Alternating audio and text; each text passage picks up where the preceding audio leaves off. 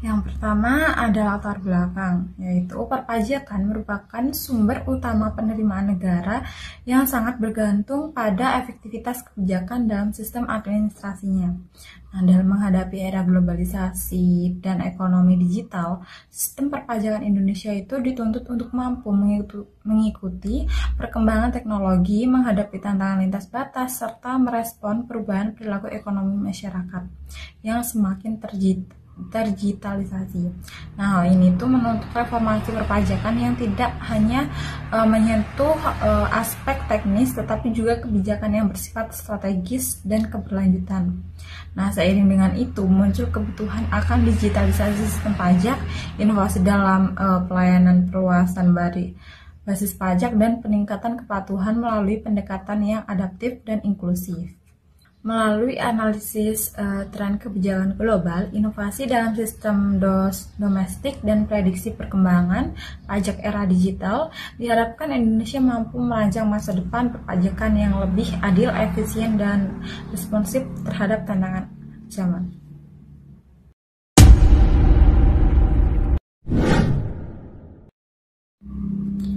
Selanjutnya poin A, yaitu tren kebijakan masa depan perpajakan di Indonesia sendiri. Nah, tren kebijakan masa depan perpajakan di Indonesia itu mengarah pada digital sistem, perluasan basis pajak, peningkatan kepatuhan, dan kebijakan yang lebih adaptif. Digitalisasi sistem pajak bertujuan untuk meningkatkan efisiensi dan transparansi, sementara diversifikasi ekonomi dan perluasan basis pajak akan mengurangi ketergantungan pada sektor komoditas. Peningkatan kepatuhan pajak akan didorong melalui edukasi dan intensif, serta kebijakan yang lebih fleksibel akan membantu mengatasi fluktuasi denom. Adapun poin-poin bagaimana digitalisasi itu. Yang pertama, digitalisasi sistem perpajakan, yaitu pemanfaatan big data dan artificial intelligence untuk pengawasan pajak dan identifikasi potensi penerimaan. Yang kedua, diversifikasi ekonomi dan basis pajak, di mana di sini itu perluasan basis pajak dengan mengembangkan sektor-sektor baru seperti ekonomi digital, energi terbarukan, dan industri kreatif. Yang ketiga, peningkatan kepatuhan pajak, di mana edukasi dan kampanye kesadaran pajak untuk meningkatkan pemahaman masyarakat tentang pentingnya membayar pajak. Dan yang keempat, kebijakan perpajakan yang adaptif, yang artinya penerapan tarif pajak itu dinamis yang disesuaikan dengan kondisi ekonomi.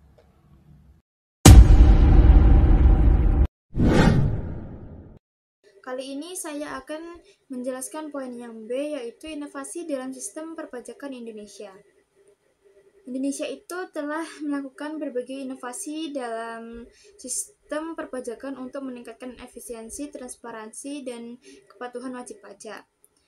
Kemudian di sini ada beberapa inovasi utama yang telah diterapkan, yaitu yang pertama ada digitalisasi layanan pajak seperti pengenalan e-filing memungkinkan wajib pajak untuk melaporkan pajak secara elektronik, menggantikan proses manual yang lambat dan pastinya rawan kesalahan. Kemudian yaitu ada e-payment, juga memberikan kemudahan pembayaran pajak secara daring dengan berbagai metode pembayaran elektronik, sehingga proses menjadi lebih cepat, akurat, dan minim resiko kehilangan fisik uang. Kemudian ada e-billing atau sistem e-billing, memudahkan wajib pajak mencetak kode billing yang dapat digunakan untuk pembayaran di mana saja, meningkatkan fleksibilitas dan efisiensi pembayaran pajak. Kedua, ada Cortex Administration System atau Cortex. Cortex ini merupakan inovasi besar yang mengintegrasikan seluruh proses inti administrasi perpajakan dalam satu platform digital. Sistem ini memudahkan pelaporan pembayaran dan pengelolaan data pajak bagi wajib pajak maupun petugas pajak atau fiskus. Kemudian yang selanjutnya ada Cortex membawa perubahan pada proses registrasi seperti penggunaan NPWP 16 digit nomor identitas tempat kegiatan usaha, serta akses digital yang lebih mudah dan aman. Kemudian Cortex juga menyederhanakan pelaporan pajak dan bea cukai yang sebelumnya berjalan secara paralel, sehingga meningkatkan transparansi dan efisiensi administrasi negara. Kemudian yang ketiga yaitu pemanfaatan teknologi otomatisasi dan kecerdasan buatan. Sistem ini itu automatic processing of data menggunakan kecerdasan buatan untuk menganalisis data pajak secara cepat, mendeteksi pola atau anomali, dan meningkatkan akurasi pemeriksaan pajak, sehingga mengurangi potensi kesalahan dan ketidakadilan. Kemudian yang keempat ada digitalisasi administrasi dan edukasi pajak. Pemerintah memperkenalkan aplikasi dan platform online atau aplikasi mobile digital untuk memudahkan akses informasi dan pelaporan pajak oleh masyarakat. Kemudian edukasi dan sosialisasi tentang inovasi perpajakan dilakukan secara digital melalui video tutorial, media sosial, serta workshop untuk meningkatkan literasi dan kepatuhan pajak di masyarakat. Kemudian yang kelima yaitu ada kebijakan pajak baru dan reformasi. Pemerintah memperkenalkan pajak karbon untuk mendorong perusahaan beralih ke praktik ramah lingkungan, mendukung keberlanjutan dan memperluas basis pajak.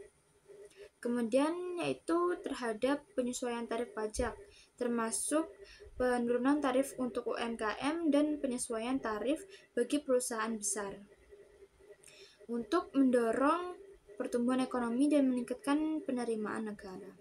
Kemudian yang keenam yaitu ada penguatan sumber daya manusia dan organisasi. Direktorat Jenderal Pajak secara rutin mengadakan pelatihan, monitoring, dan evaluasi bagi pegawai pajak untuk memastikan adaptasi terhadap inovasi dan perubahan sistem.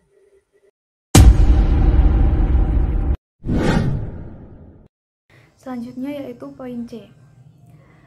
Prediksi perkembangan pajak dalam era digital. Perluasan basis pajak ekonomi digital. Seiring pesatnya adopsi teknologi digital, pemerintah Indonesia diperkirakan akan memperluas basis pajak dengan menetapkan model kehadiran ekonomi signifikan atau Significant Economic Presence yang mengacu pada pedoman OECD, Undang-Undang Perpajakan Ekonomi Digital. Undang-Undang Nomor 1 Tahun 2024 telah memasukkan kerangka tersebut, memaksa perusahaan digital asing dengan transaksi signifikan di Indonesia untuk memenuhi kewajiban pajak domestik. Strategi ini selaras dengan rekomendasi jurnal yang menyoroti pentingnya sinergi antar otoritas, pendalaman entitas digital, serta kombinasi pajak langsung dan tidak langsung. Hal ini menjelaskan bahwa penerapan skema SEP atau Significant Economic Presence mampu meningkatkan rasio perkembangan perpajakan dan mempersempit celah penghindaran pajak oleh raksasa digital seperti Google dan Meta. Negara-negara berkembang seperti Indonesia perlu menerapkan SEP sejalan dengan digital ekonomi nasional agar tidak hanya menjadi pasar tetapi juga memperoleh manfaat fiskal dan aktivitas ekonomi digital. Kemudian di sini ada grafik atau diagram. Indonesia itu menduduki posisi kedua pajak PPN tertinggi di ASEAN. Indonesia tercatat sebagai salah satu negara dengan tarif PPN tertinggi di kawasan ASEAN untuk periode 2023 hingga 2024 dengan tarif PPN mencapai 11% sejak tahun 2022. DPR RI Said Abdullah menyebutkan bahwa Filipina itu menetapkan tarif PPN sebesar 12%. Sementara Indonesia saat ini berada pada angka 11%. Ia juga mencatat bahwa Malaysia, Kamboja, dan Vietnam memiliki tarif masing-masing sebesar 10%. Sedangkan Singapura, Laos, dan Thailand memiliki tarif sebesar 7%. Said mengemukakan bahwa jika rencana kenaikan tarif menjadi 12% tahun depan terrealisasi, maka Indonesia akan menggusur Filipina sebagai negara dengan tarif PPN tertinggi di ASEAN. Kemudian yaitu ada target penerimaan pajak RAPBN di tahun 2025. Pemerintah menargetkan penerimaan pajak dalam rancangan anggaran pendapatan dan belanja negara pada tahun 2025 sebesar 1.189,2 triliun atau tumbuh sekitar 13,91% dari outlook penerimaan pajak di tahun 2024. Target penerimaan terdiri dari penerimaan pajak penghasilan PPh non-migas sekitar 1.146,40 triliun, PPh migas sekitar 62,8 triliun, pajak pertambahan nilai dan pajak penjualan barang mewah, PPN dan PPNBM sekitar 945,1 triliun, pajak bumi dan bangunan sekitar 27,1 triliun, dan pajak lainnya sekitar 7,8 triliun. Audio Jungle. Audio Jungle.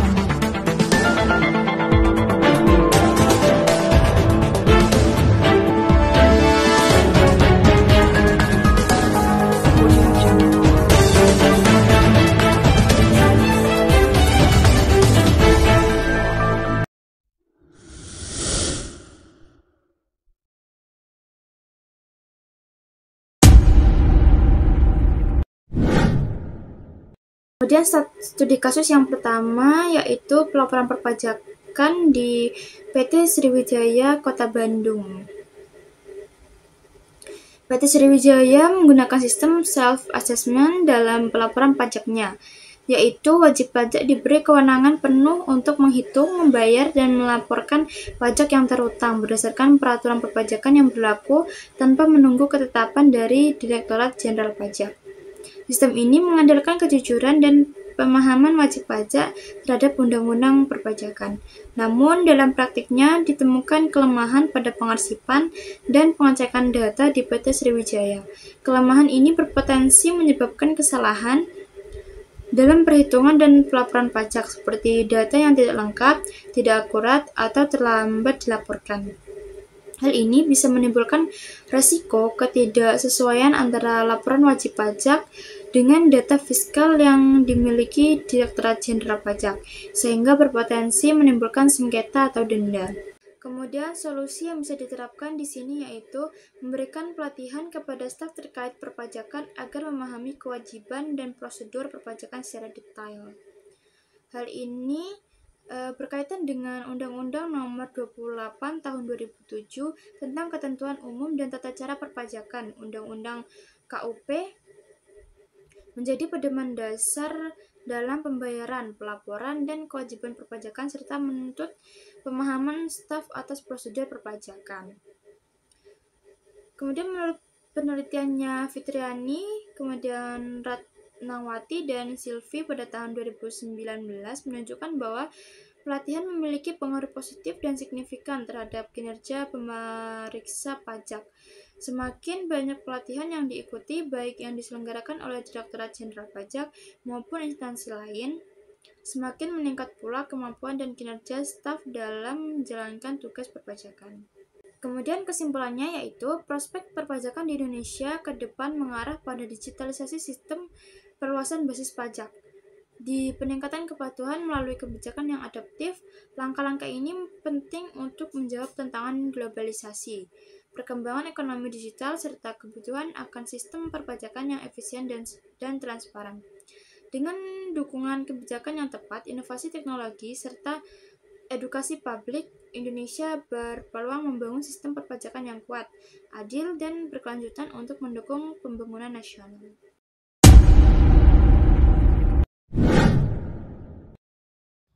Selanjutnya, studi kasus kedua, digitalisasi pajak dan realitas lapangan.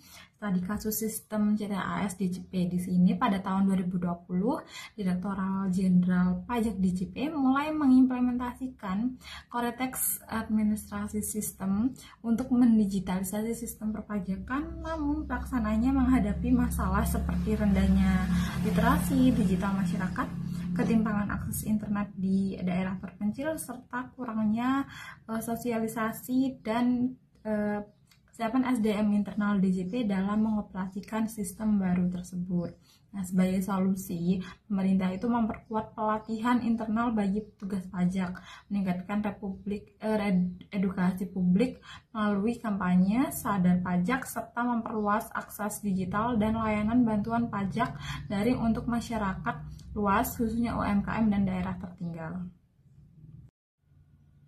Adapun landasan hukum dari program ini adalah UU Nomor 7 Tahun 2021 tentang harmonisasi peraturan perpajakan dan Perpres Nomor 40 Tahun 2018 tentang pembaruan sistem administrasi perpajakan.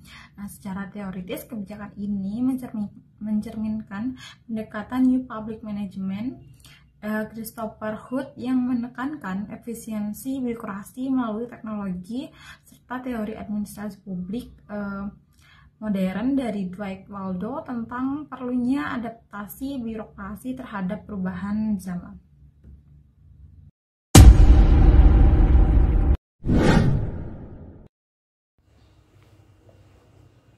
Selanjutnya, studi kasus yang ketiga di sini yaitu digitalisasi pajak untuk sektor pariwisata. Sejak tahun 2020, dengan pesatnya perkembangan ekonomi digital, Indonesia menghadapi tantangan besar terkait pengenaan pajak atas transaksi digital dan e-commerce. Banyak pelaku usaha, baik yang berbasis di dalam negeri maupun luar negeri, tidak membayar pajak sesuai kewajibannya. Hal ini disebabkan oleh kurangnya pemahaman dari pelaku usaha tentang kewajiban pajak digital. Sebagai solusi, pemerintah perlu mengencarkan program edukasi dan sosialisasi kepada pelaku usaha, terutama yang terlibat dalam e-commerce dan transaksi digital.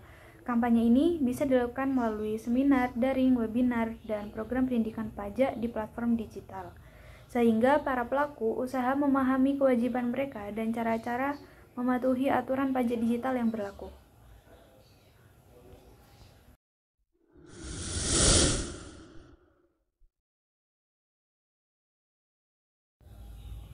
Selanjutnya yang terakhir yaitu kesimpulan. Prospek perpajakan di Indonesia ke depan mengarah pada digital sistem, perluasan basis pajak, dan peningkatan kepatuhan melalui kebijakan yang adaptif. Langkah-langkah ini penting untuk menjawab tantangan globalisasi, perkembangan ekonomi digital, serta kebutuhan dan sistem perpajakan yang efisien dan transparan. Dengan dukungan kebijakan yang tepat, inovasi teknologi seperti edukasi publik Indonesia berpeluang membangun sistem perpajakan yang kuat, adil, dan berkelanjutan untuk mendukung pembangunan nasional.